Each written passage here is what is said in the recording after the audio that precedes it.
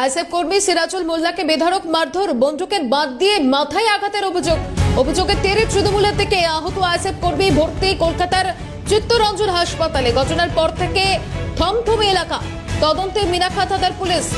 ISF কর্মী সিরাজুল মোল্লাকে বেধড়ক মারধরের অভিযোগ, যেমনটা জানা যাচ্ছে বন্দুকের বাট দিয়ে মাথায় আঘাতের অভিযোগের তেরে তৃণমূলের দিকে আহত আইএসএফ কর্মীকে ভর্তি করা হচ্ছে চিত্তরঞ্জন হাসপাতালে। আর ঘটনার পর থেকেই কার্যত থমথমে এলাকা। ইতিমধ্যেই তদন্ত শুরু মিনাখা থানার পুলিশের। আইএসএফ কর্মী সিরাজুল মোল্লাকে কলকাতার একটি হাসপাতালে ভর্তি করা হচ্ছে, সেখানেই তার চিকিৎসা চলছে বলে জানা যাচ্ছে। আইএসএফ কর্মী সিরাজুল মোল্লাকে বেধড়ক মারধরের অভিযোগ, বন্দুকের বাট দিয়ে মাথায় আঘাতের অভিযোগের তীর তৃণমূলের দিকে। কি বলছেন আহত, কি জানিয়েছেন তিনি, শোনাবো। লোকজন ওখানে ছিল, লোকজন সব ছিল। ওরা দুপুরবেলা তার আগের দিন এর আগে একবার মেরেছে, ফের আজকেরও মেরেছে। বাড়ি শুয়ে রয়েছি, দলবল এনে বন্দুক নিয়ে, দুনালা বন্দুক নিয়ে আমার মেরেছে। খুব বিশাল রক্ত, এখনো বন্ধ হয় না। পুরো প্রচুর মার মেরেছে। ওখানে প্রচুর লোক ছিল, তারা দেখেছে, মেরেছে। টম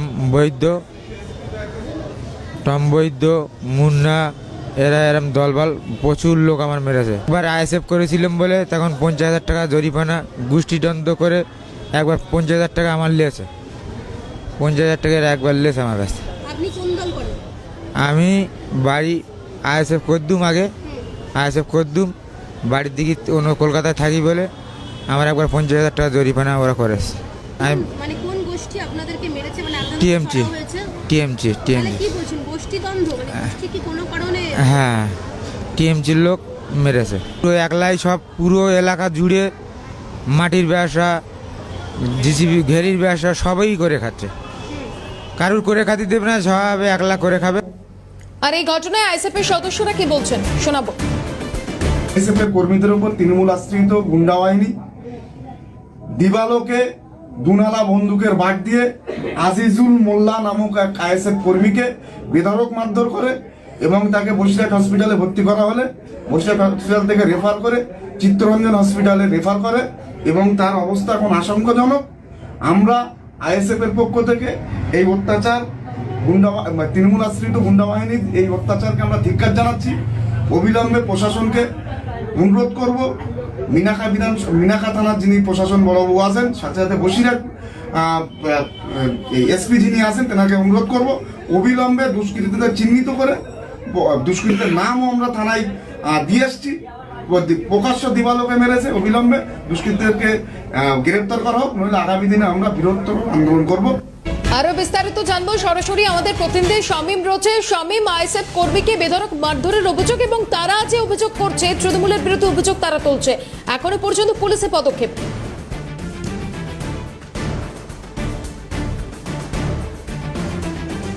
দেখো অসুবিধা, ওকে জানিয়ে রাখি এই ঘটনাটি উত্তর 24 পরগনার মিনাখার পদ্মপুকুর এলাকার ঘটনা। গতকাল যখন আইএসএফ কর্মীরা তখন রাস্তার ধারে বসে গল্প করছিল, ঠিক সে সময়ে তৃণমূল আশ্রিত দুষ্কৃতীরা তাদের উপরে চড়াও হয় এবং বন্দুকের বাট দিয়ে মারধর করে বলে অভিযোগ। এই ঘটনায় রিয়াজুল মোল্লা নামে এক আইএসএফ কর্মীকে প্রথমে প্রাথমিক চিকিৎসার জন্য মিনাখা গ্রামীণ হাসপাতালে নিয়ে যাওয়া হয়। তারপরে অবস্থার অবনতি দেখে সেখান থেকে তাকে কলকাতার একটি সরকারি হাসপাতালে নিয়ে যাওয়া হয়েছে। অবস্থা এখনো পর্যন্ত স্থিতিশীল, তবে এলাকায় সকাল থেকেই তৈরি হয়েছে একেবারেই রীতিমতো বলা চলে যে স্তব্ধতা, কারণ এলাকায় জনশূন্যতা একটা পরিণত হয়েছে। এলাকায় প্রচুর পরিমাণে পুলিশ মোতায়েন রয়েছে এবং এই ঘটনার সঙ্গে কারা কারা জড়িত রয়েছে, ঠিক কি কারণে এই ঘটনা ঘটলো তারও কিন্তু তদন্ত শুরু করেছে মিনাখা থানার পুলিশ। দেখো, একদিকে যখন এই তৃণমূল আশ্রিত দুষ্কৃতীদের বিরুদ্ধে মূলত অভিযোগ উঠছে যে আইএসএফ এর কর্মীদেরকে মারধর করা হয়েছে, তৃণমূলের পক্ষ থেকে কিন্তু একেবারে পঞ্চায়েত প্রধান, কুমারজোর অঞ্চলের পঞ্চায়েত প্রধান, তিনি কিন্তু স্পষ্ট জানিয়েছেন যে এইরকম ঘটনা ঘটেছে কিনা তার কিন্তু জানা নেই। যদিও এই আইএসএফ এর পক্ষ থেকে এই যে দুষ্কৃতী তাদের কিন্তু কঠিন শাস্তির দাবি জানিয়েছেন এবং বৃহত্তর যদি শাস্তি না পায় তাহলে বৃহত্তর আন্দোলনে নামবে বলে হুঁশিয়ারি দিয়েছেন আইএসএফ এর রাজ্য কমিটির সদস্য। তবে থানায় কি লিখিত অভিযোগ দায়ের হচ্ছে আইএসএফ এর তরফ থেকে এখনো পর্যন্ত?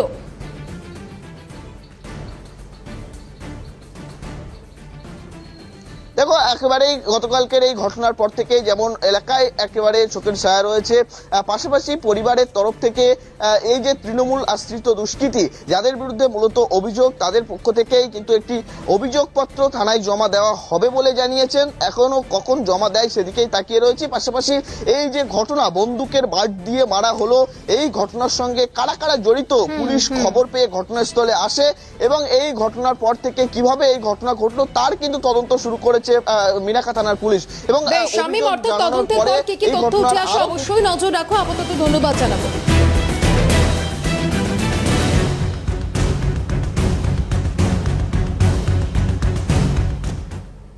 বেলগড়িয়া